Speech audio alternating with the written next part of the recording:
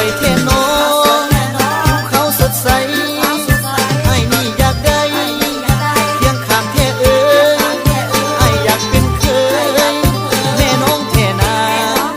มาบุญปีนาคือสิสบาย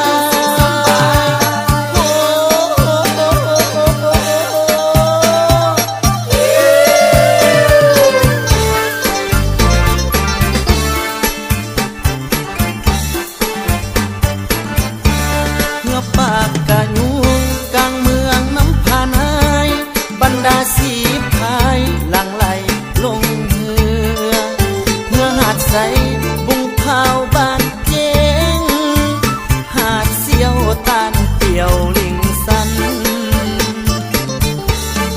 เพื่อนากุ้งหาดเกียงโพนคอลำไดกอกพอสู่สีสิงกันมันมวนหลายเฮาสีพายเฮาเจ้าจันมันเฮามันก่อนจะถึงหลักสายแข่งขันเรือยาวกีฬาหน้าน้ำวัฒนธรรม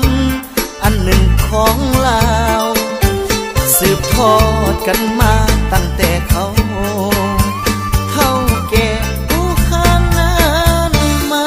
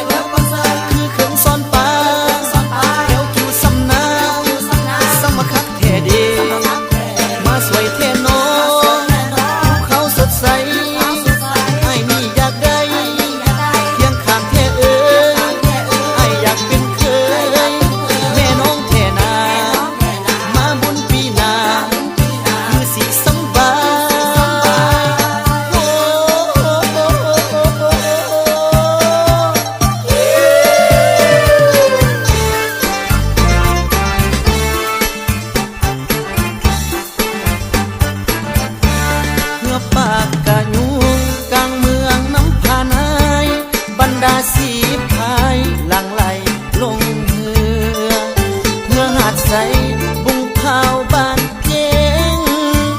หาดเสียวตานเปี่ยวลิงสัน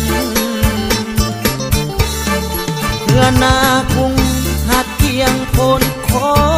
ลำไดกอกพอสู่สีสิงกันมันมวนหลายเฮาสีพายเฮาเจ้าจัน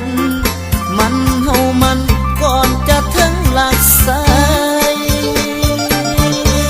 แข่งขันเรือยาวกีฬาหน้าน้ำวัฒนธรรมอันหนึ่งของลาวสืบทอดกันมาตั้งแต่เขา